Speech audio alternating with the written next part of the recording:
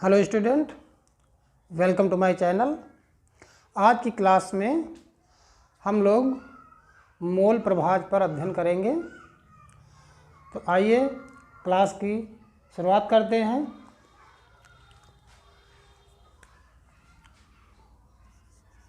मोल प्रभाज। मोल प्रभाज को मोल अंश भी कहा जाता है। इसको हम मोल अंश के नाम से भी जानते हैं। इंग्लिश में इसको मोल फ्रैक्शन कहते हैं। मोल प्रभाज क्या होता है? किसी विलयन में घटक विशेष का मोल प्रभाज घटक विशेष के मोलों की संख्या और विलयन में कुल मोलों की संख्या के अनुपात को घटक विशेष का मोल प्रभाज कहते हैं।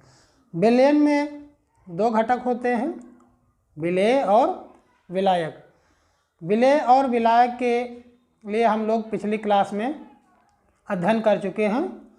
विलेय का मोल प्रभाज क्या होगा और विलायक का मोल प्रभाज क्या होगा, देखते हैं। यदि विलेय के मोलों की संख्या बराबर स्मॉल n और विलायक के मोलों की संख्या विलायक के मोलों की संख्या बराबर कैपिटल N। तो विलेय का मोल प्रभाज क्या होगा? विलेय का मोल प्रभाज, विलेय का मोल प्रभाज, इसको हम XA से प्रदर्शित करते हैं और ये किसके बराबर होगा? विलेय के मोल ऊपर हो जाएगा स्मॉल n और कुल मोल कहा जाएगा। तो विलयन में विलेय और विलायक दोनों के मोल, तो इसके लिए हो जाएगा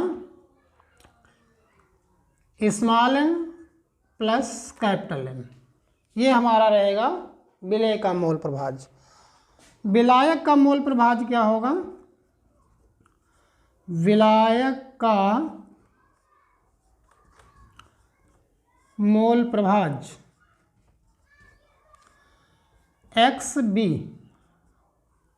बराबर होगा कैपिटल N अपान small n plus capital N।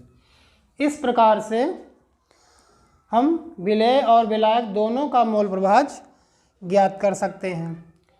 विलयन में मोल प्रभाज एक अनुपात होता है, अतः इसका कोई मात्रक नहीं होता है।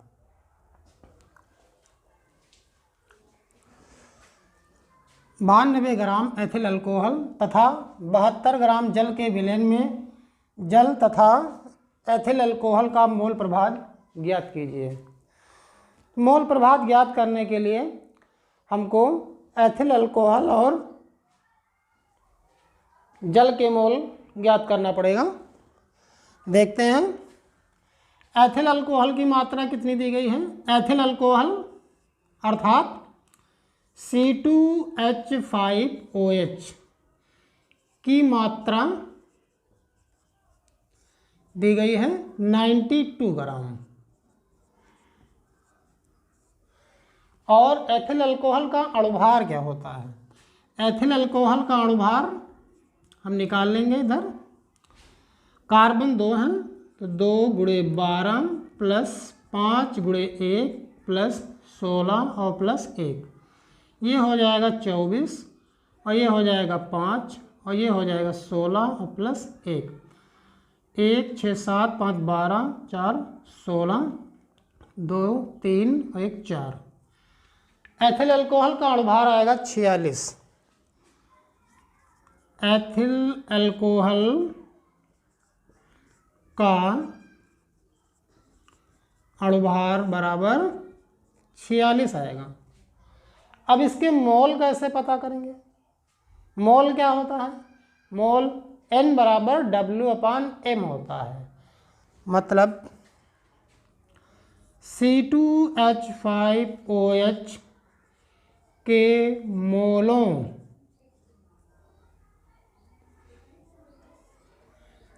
की संख्या एथिल अल्कोहल की जो मात्रा दी गई है उसमें उसके अणुभार से हम भाग कर देंगे, यानी 92 को हम 46 से भाग कर देंगे तो 2 आएगा। कितने मोल होंगे? 2 मोल होंगे। इसी प्रकार से जल की मात्रा कितनी है? जल अर्थात H2O की मात्रा 72 ग्राम है, 72 ग्राम। और H2O का अणुभार क्या होता है? 18 होता है। हम सबको पता है 18 होता है। कैसे होता है? H2O अर्थात 2 × 1 + 16 और ये हो जाएगा 18, 16 2 18। तो यहाँ पे जल की मात्रा में हम भाग लगाएंगे जल के अणुभार से, तो इसके हमको मोल पता हो जाएंगे। तो H2O के मोलों की संख्या बराबर 72/18 बराबर 4 मोल आएगा। ये आएगा 4 मोल। इसके बाद एथिल अल्कोहल का मोल प्रभाज्य क्या होगा? C2H5OH का मोल प्रभाज्य, इसके मोल ऊपर रहेंगे। जिसका मोल प्रभाज्य ज्ञात करना होता है उसके मोल ऊपर रखते हैं। और फार्मूला हम सबको पता है क्या होता है। एथिल अल्कोहल के मोल कितने हैं? 2 मोल हैं, तो ऊपर 2 रहेगा, नीचे कुल मोल अर्थात एथिल अल्कोहल के और जल के, तो 2 + 4 बराबर आएगा ये 2/6। इसको हम लिख सकते हैं 0.333 लिख सकते हैं। और इसके बाद H2O का मोल प्रभाज्य, H2O का मोल प्रभाज्य बराबर क्या होगा? H2O के मोलों की संख्या, और H2O के मोल कितने हैं? 4 हैं, तो 4 रहेगा ऊपर और नीचे क्या रहेगा? 2 + 4। कुल मोल कितने होंगे? जल के मोल और प्लस एथिल अल्कोहल के, तो नीचे 2 + 4 आएगा। ये हो जाएगा 4/6 अर्थात 2 दूने 4, 2 3 6, 2/3। इसको हम लिख सकते हैं 0.667। तो इस सवाल का जवाब हमारा ये एथिल अल्कोहल का मोल प्रभाज्य है और ये जल का मोल प्रभाज्य है। अगला है ppm। ppm क्या होता है? पार्ट्स पर मिलियन। पार्ट्स पर मिलियन ये क्या होता है? किसी बिलियन के 1 मिलियन अर्थात 10 लाख भागों में विलेय पदार्थ के भाग कितने हैं, यही ppm में सांद्रता कहलाती है। एक बार फिर से देखते हैं। किसी बिलियन में विलेय पदार्थ के भागों की वह संख्या जो बिलियन के 10 लाख भागों में अर्थात 1 मिलियन भागों में उपस्थित होती है, उसको हम ppm कहते हैं। ppm किसी बिलियन में विलेय की ppm में सांद्रता क्या होगी? विलेय की ppm में सांद्रता बराबर विलेय का द्रव्यमान ग्राम में बटे विलेन का द्रव्यमान ग्राम में और गुणे 10 की पावर 6 होगा। यदि विलेय का द्रव्यमान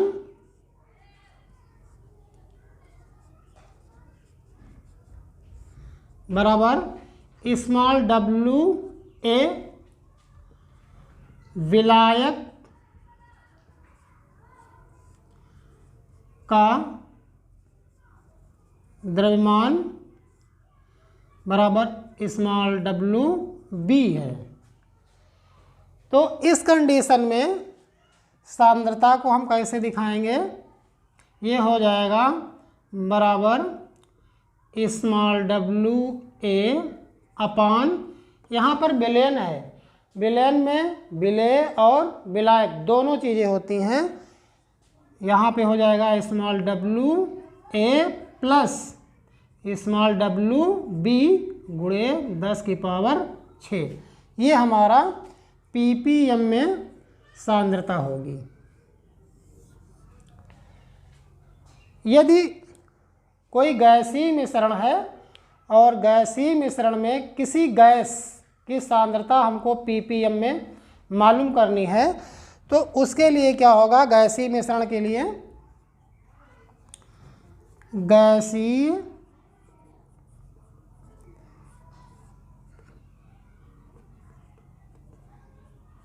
मिश्रण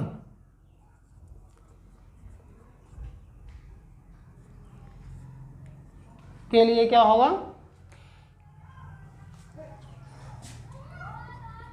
गैस की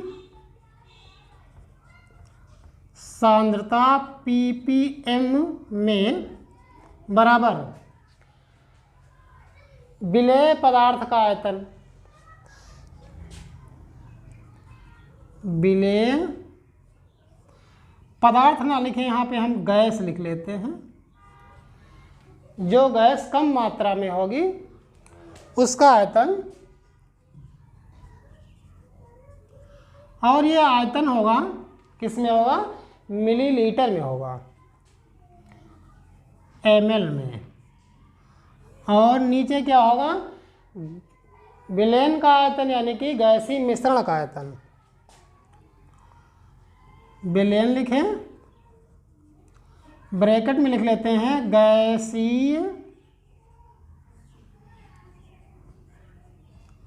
मिश्रण का आयतन ml में होगा और गुणे में 10 की पावर 6। इस फार्मूले से हम लोग गैसीय मिश्रण में किसी गैस की सांद्रता अगर ppm में मालूम करना है तो निकाल सकते हैं।